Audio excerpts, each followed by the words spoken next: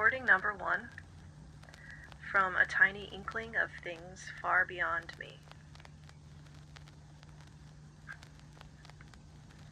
Inside me, at the center of it all, is this reverent belief that I am someone extraordinary. From this center comes the voice that writes. I knew it when I was a child, sitting in the grass in my backyard.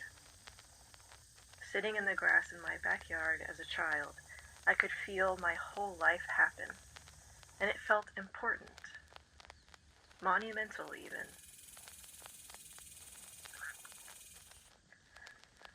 The voice from the center whispers to me, hoping to expand, to realize its potential.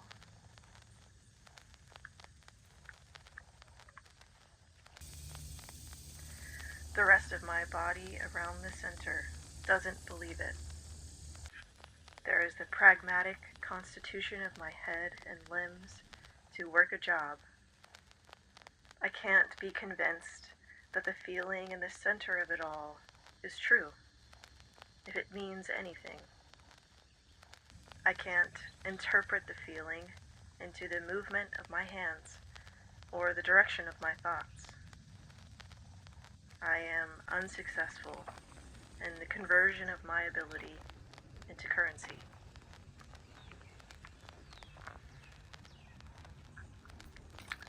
I am now an adult, looking from the window into my backyard at the overgrown grass. This day, looking into the backyard from the window where I, an adult, notice the overgrown grass, I am on the opposite side of the feeling that my life is extraordinary. I confess that I am of no use. But here you are, someone extraordinary.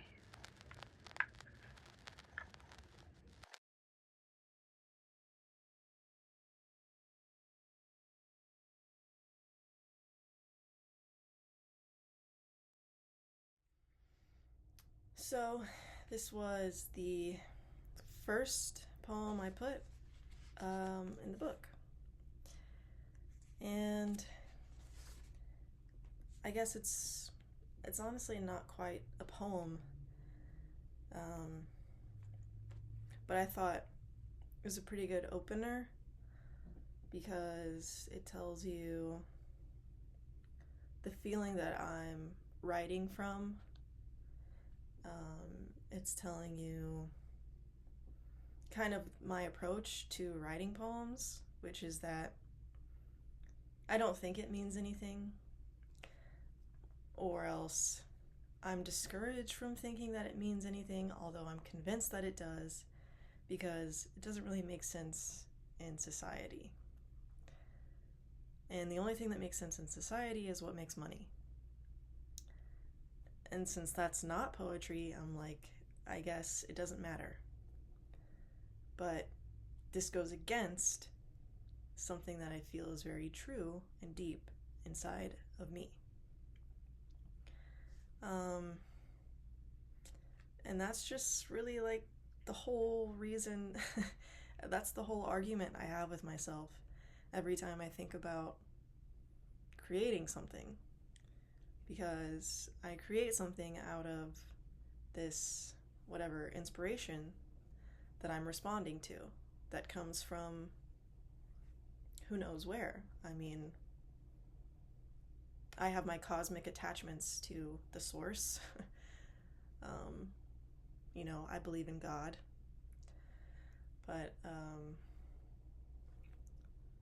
yeah, I always struggle with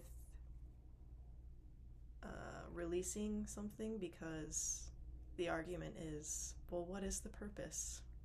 It's not going to make you money. You need to make money because you need to live. But creating this is living. So anyway, I just think this set of paragraphs sets up, just entirely who I am. And